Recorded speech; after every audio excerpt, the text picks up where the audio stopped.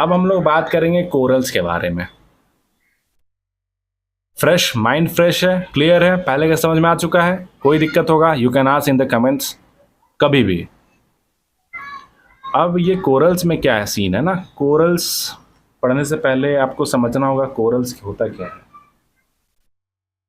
Photo video देखे होंगे, पानी के अंदर कुछ रंग बिरंगे पौधे होते हैं जो ऐसे ऐसे हिल रहे होते हैं। वो एक्चुअली पौधा नहीं होता, वो एक जीव होता है, that is living and organism. वो एक जगह फिक्स रहता है। उसमें क्या होता है ना कि एक पहले तो स्केलेटन होता है,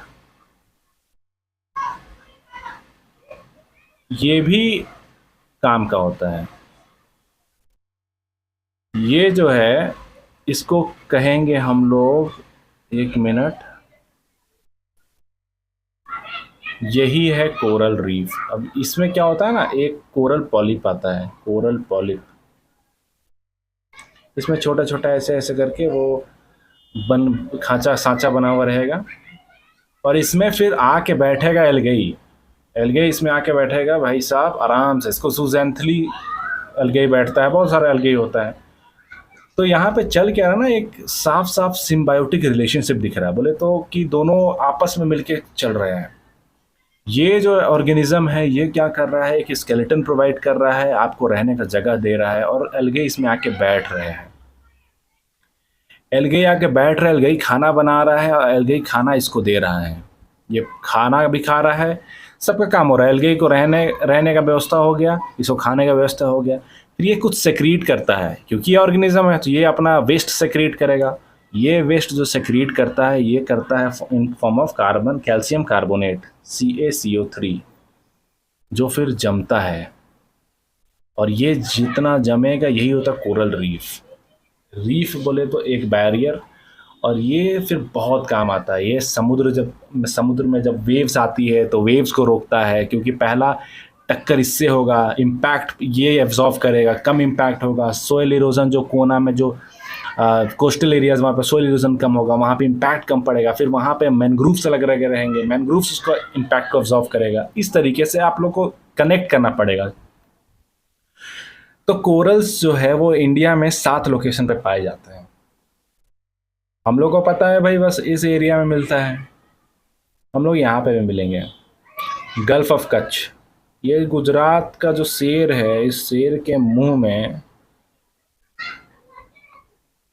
कोरल मिलते हैं, कोरल रीफ मिलते हैं। ठीक है, लगता है ब्राइटनेस ज़्यादा हो गया है, थोड़ा सा कम करना पड़ेगा। हाँ ठीक है। पिरोतन आइलैंड के पास, दूसरा है गोवा के कोस्ट पे, तीसरा केरला के कोस्ट पे, फिर लक्षद्वीप में मिलते हैं। लक्षद्वीप बहुत खूबसूरत है। फिर गल्फ ऑफ मन्नार और park straight. Gulf of Mannar थोड़ा नीचे है और पार्क स्टेट थोड़ा ऊपर है, ये दोनों में मिलेगा। और यहीं पे मिलते हैं आपके वो डुगोंग सी काउस कहते हैं। फिर अंडमान एंड निकोबार आइलैंड्स में मिलेंगे आपको, और फिर यहाँ पे मालदीव्स में सुवादिवा आइलैंड पे मिलेंगे। Let me adjust the camera, Suvadiva पे। तो ऐसे 1 2 3 4 5 6 7 जगह पे मिल रहा है भारत में। बस इतना याद रखना, मतलब अपने को इतना ध्यान रखना है कि हाँ ये सब तो चलो ठीक है, यहाँ पे तो आपको पता है पार्क स्ट्रेट और मन्नार, गल्फ ऑफ मन्नार मिलेगा, अंडमान में मिलेगा, लक्षद्वीप मिलेगा। एक याद रखना है कच्छ में भी मिलता है, गुजरात में पिरोथन आइलैंड में। ठीक है। अब कोरल का फ़ायदा जो है वो तो बता दिए आप लोगों को, क्या होता है वो इम्पैक्ट, वो सब मीन्स का पार्ट है, वो सब का भी एक ले लेंगे क्लास। फिलहाल हम लोग को जानना है फिर कोरल में अब दिक्कत क्या है। कोरल चलो ठीक है यार, कोरल पढ़ लिया, लेकिन कोरल पढ़े क्यों? कोरल ब्लीचिंग होता है। कोरल ब्लीचिंग मतलब कि क्या होता है ना कि वो जो मैंने अभी बताया था आप लोगों को कि वो जो बनता है ऑर्गेनिज्म, इसमें क्या होता है कि ये जो एल्गे बैठते हैं ये बहुत ज़्यादा सेंसिटिव होते हैं, टेम्परेचर को लेके भी, सैलिनिटी को लेके भी। इसमें ज़रा सा ज़्यादा बदलाव हुआ तो ये लोग फिर छोड़ के भाग जाते हैं, और ये छोड़ के भागे मतलब ये डेड। ये डेड मतलब कोरल रीफ टूट गया। तो यहाँ पे कोरल रीफ का केवल बैरियर का काम नहीं होता, इसमें बहुत सारे छोटे छोटे मछली रहते हैं, एक इकोसिस्टम बना के रखा है ये आप आसपास। तो देखिए कोरल ब्लीचिंग का एक रीज़न है सरफेस रन ऑफ। जो नदी से, जैसे गांव में यहाँ पे आदमी खेती किया, ठीक है, खेती में डाल दिया बहुत सारा फर्टिलाइज़र, जितना उसको ज़रूरत नहीं था। बारिश आया, फर्टिलाइज़र पानी में बहा, नदी में गया, नदी आया, नदी समुद्र में मिला। समुद्र के इसी एरिया में तो कोरल भी रहते हैं। अब यहाँ जो सरफेस रन ऑफ होगा, इसमें फर्टिलाइज़र ज़्यादा पड़, उससे दिक्कत हो जाएगा भाई लोग को। या तो यहाँ से सेडिमेंट्स जो इसमें चला गया, इरोजन होते होते जा रहा है, उसके वजह से यहाँ पे पूरा पानी धुंधला हो जाएगा यहाँ पे, तो उसको सनलाइट नहीं मिलेगा तो भाग जाएगा, कोरल ब्लीचिंग हो जाएगा। ऐसा यहाँ पे एग्जाम में क्या आएगा, जो वर्ल्ड का पहला रिपोर्ट आया था कि हाँ भाई कोरल रीफ भी डैमेज हो सकता है, इसमें भी कोई परेशानी हो सकता है, ये हुआ था 1988 में। इस रिपोर्ट को कहते हैं status of coral report world wide, और इसको विल्सन रिपोर्ट भी कहते हैं। ये याद रखना है, विल्सन रिपोर्ट। इसको पब्लिश किया था global coral reef monitoring network, ये आज भी है, GCRMN। सब कुछ याद नहीं करना है, याद रखना है कि विल्सन रिपोर्ट ऐसा कुछ है जो 1988 का कहानी है, उसमें कोरल रीफ के बारे में कुछ बात हुआ था। एक कंपनी, एक एजेंसी है या फिर नेटवर्क है, global coral reef monitoring network, ये इसको पब्लिश किया था। ये है ENSO, coral exposure tectonic upliftment. क्या होता है कि ये प्लेट्स है, टेक्टोनिक प्लेट्स होते हैं ना। अब टेक्टोनिक प्लेट्स है बीच में, यहाँ पे ये टेक्टोनिक, यहाँ तक पानी है, टेक्टोनिक प्लेट उठ गया, ये प्लेट यहाँ था, ये प्लेट समुद्र के बाहर आ गया या फिर बहुत नज़दीक आ गया। अब इस पर भैया डायरेक्ट सनलाइट पड़ेगा, ख़त्म कहानी। तो कोरल एक्सपोजर इसको कहते हैं। तो यहाँ पे परेशानी है। फिर है पर्स सीनिंग फिशिंग। पर्स सीनिंग फिशिंग में क्या होता है कि बहुत पतला सा जाली लेता है और उस जाली को पूरा बिछा देता है और उसको ज़बरदस्ती निकाल देता है। इसमें क्या होता है, छोटे छोटे जो कोरल है वो भी फंस के निकल जाते हैं।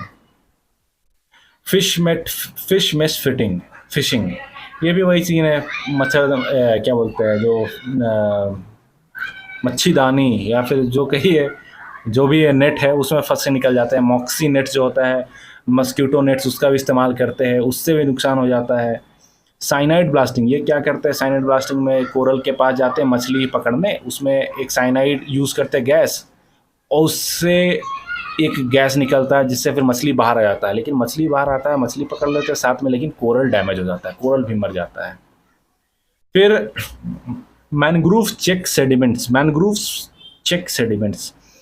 मैनग्रोव्स अगर आप काटिएगा, मैंने बताया था कि यहाँ पे मैनग्रोव कोस्ट के पास मैनग्रोव रहता है। मैनग्रोव सेकेंड वेव को एब्जॉर्ब करता है, सेकेंड वॉल होता है, पहला वॉल रीफ होता है। इधर से अगर जाएगा, अगर आप रिवर आए तो रिवर पहले मैनग्रोव में क्या करें, जितना भी सेडिमेंट्स लाया उसको मैनग्रोव रोक के रखेगा अपने जड़ से।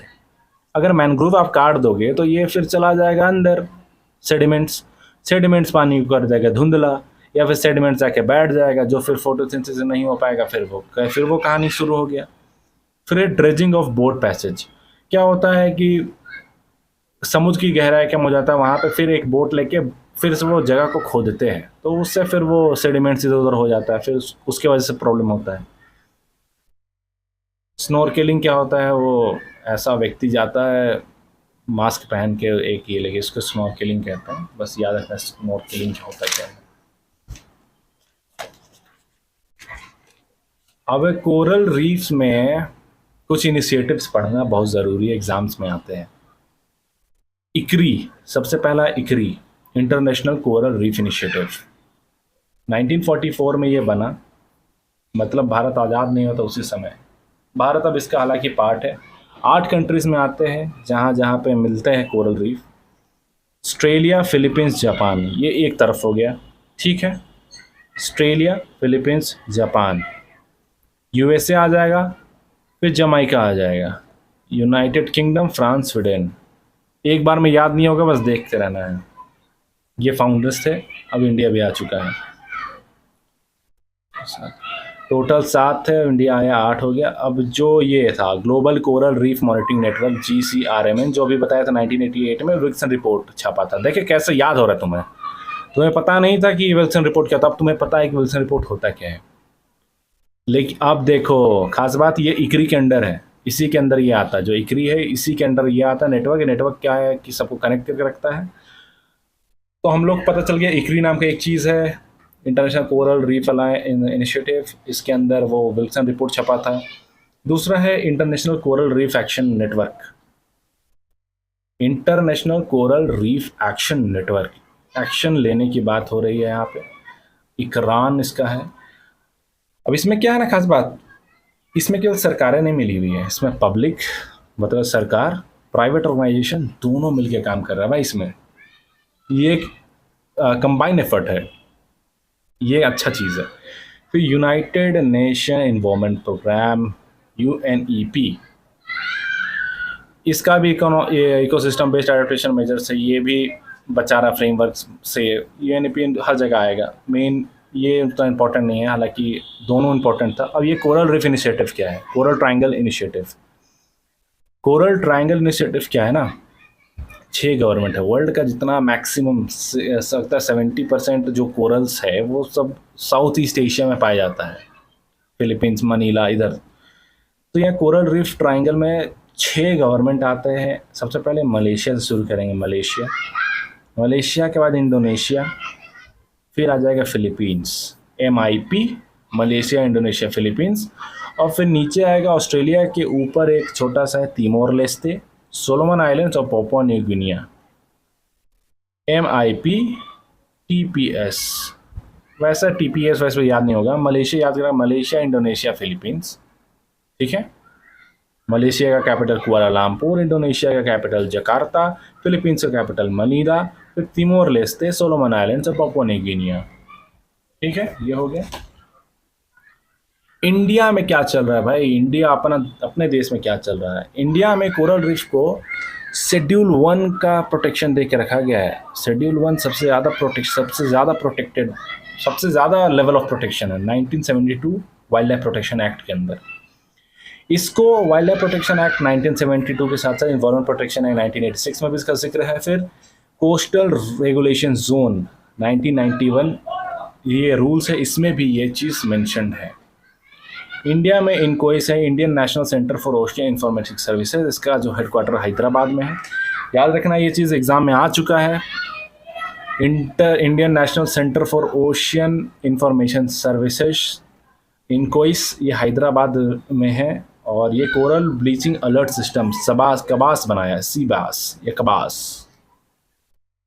सैटेलाइट से सी का टेम्परेचर मेजर करेंगे, क्योंकि मैंने पहले बताया था वो जो जूजैंथली है जो ऊपर अलगे बैठे वो बहुत सेंसिटिव है, तो उस पर ज़्यादा टेम्परेचर का, सैलिनिटी का अगर ऊपर नीचे हो दिक्कत में आ जाएगा।